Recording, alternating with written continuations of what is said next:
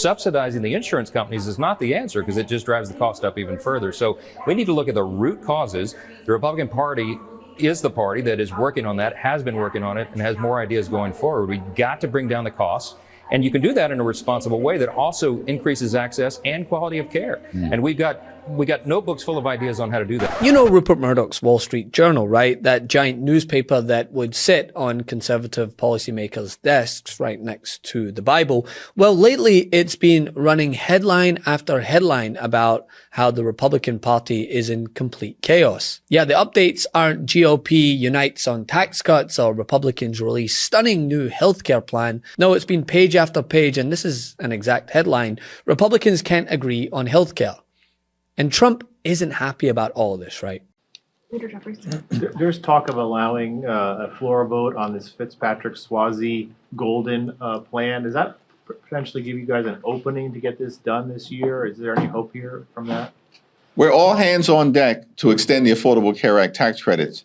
But Mike Johnson hasn't reached out to us as Democrats to have a conversation about finding a path forward, which suggests to me that Mike Johnson is not serious about protecting the health care of the American people. I mean, Republicans can't blame Democrats or Biden for this. When outlets that are traditionally friendly to you are airing your dirty laundry, it's a problem. And I'm talking about Rupert Murdoch's Wall Street Journal, the paper that has for years served as a quasi-official podium for conservative policymakers. Except lately, it's been running an almost non-stop series of articles detailing GOP discord, especially over healthcare. Last month, Mike Johnson said that his party had a healthcare plan and it was ready to go. Listen to this. Is if the government reopened tonight, would Republicans have a plan to address the Obamacare subsidies? Yes. You would have a plan we tonight. Have proposals to, we could have that ready immediately. Yes. Well, it has been more than a month since that interview, and still there is no plan. Remember this moment, late John McCain and his famous thumbs down that killed the Republican replacement to Obamacare. That was 8 years ago. That means Republicans had 8 years to come up with an alternative, and still there's nothing. So after that McCain moment, Trump tweeted that lawmakers should let Obamacare implode, and then they'll be forced to create a new plan. And earlier this month, he posted that Obamacare, quote, sucks. But it turns out that the centerpiece of the Trump plan is to extend the Obamacare subsidies. Well, that's something that Democrats had demanded during the shutdown.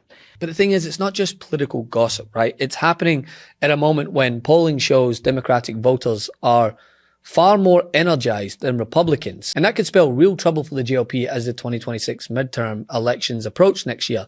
Don't take it from me. Listen to the head of the RNC.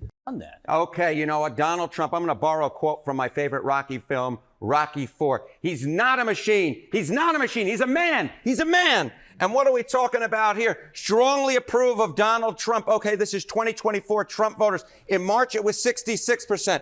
Look at where we are now. It's just 50% of 2024 Trump voters strongly approve of him. Look, Trump voters still like Donald Trump, but they don't love him as much. And that means there's a permission structure to actually go against him. And that is exactly what you saw in Indiana. As I said, he's not a machine. He's not a machine. He's a man. You can go against him as exactly they did in Indiana. In Politico, we're supporting that there were threats from the White House to them. Basically, I will break you, to quote Rocky IV, and they must not have believed it. No, they did not believe it one iota. The Wall Street Journal recently released an article that said that the GOP can't agree on a healthcare plan, and some Republicans are panicking, detailing how lawmakers are struggling to find unified policy ground on how to address the upcoming expiration of enhanced Affordable Care Act subsidies. Some Republicans are open to extending those subsidies temporarily. Others want market-based alternatives, and yet others are also pushing for entirely different reforms. And none of these factions have enough consensus to hold together, even as a critical vote looms. It doesn't seem to be moving.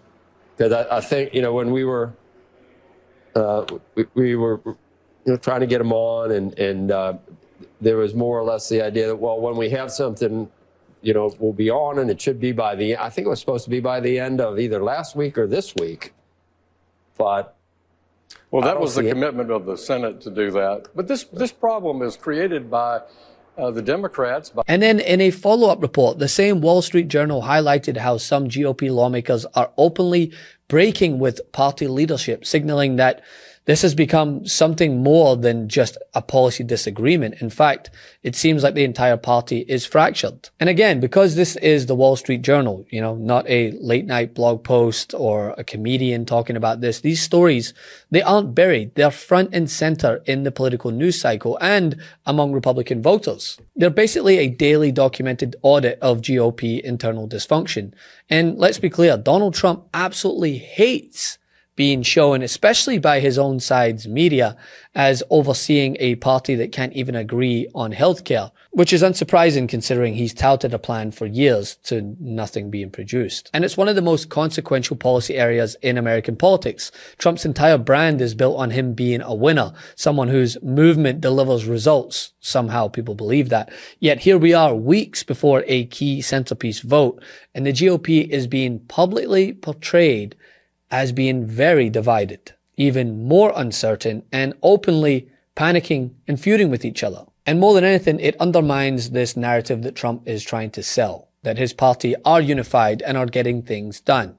They're not. Practically, I yelled at Mike Johnson last week on our GOP conference call. By the way, I'm missing the call today. It's going on right now. And I hope that Mike Johnson is finally giving a single health care policy because the country deserves it, and it shouldn't be a secret. And I shouldn't have to go into a skiff to go find our Republican health insurance plan. Maybe Honestly, there is no plan. You know what? You want to know something? That, I believe, is the truth. There's a lot of ideas, there's a lot of bills, but there's no consensus. And I think that's a failure. I do. And here's where the political stakes get even more intense. Multiple recent polls suggest that Democratic voters are far more fired up about next year's midterm elections than Republican voters, which could translate to a higher turnout for Democrats. I mean, you've got the likes of Laura Ingraham worried about the midterms, even the RNC chair who's openly admitting that it's looking grim for Republicans.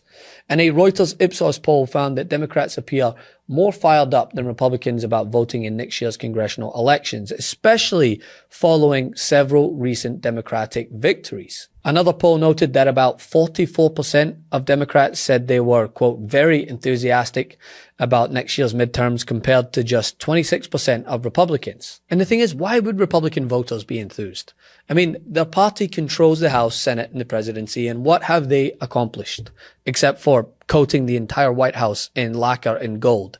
There is nothing to note. Instead, they continue to lambast each other over the Epstein files, the economy, military strategy at sea. I mean, at this point, CNN is actually struggling to fit liberals on a panel because of all the Republicans dying to blast their own leadership. If DOJ doesn't release the files it has by next Friday, is there anything Congress can do to compel that to happen? Well, I mean, it's a crime if they don't. It's not like they're in contempt of Congress because they didn't respond to a subpoena. This is a new law with, criminal implications if they don't follow it. But I was encouraged, again, by the fact that they went back to these three judges and got the judges to release the grand jury material to the DOJ. Thank you. Is that grand jury material enough, do you think, No. to comply with the law? No, the grand jury material is just a small fraction of what the DOJ needs to release, because the FBI and DOJ probably has evidence that they chose not to take to the grand jury, because the evidence they're in possession of would implicate other people, not Epstein or Maxwell. So the grand jury material is probably going to just be mostly facts and evidence that was used to convict those two. And what we want to see are the facts and evidence that the FBI and the DOJ have never given to a grand jury. And leadership, or lack thereof, starts at the very top. Love this video? Support independent media and unlock exclusive content, ad-free videos, and custom emojis by becoming a paid member of our YouTube channel today. You can also gift memberships to others. Let's keep growing together.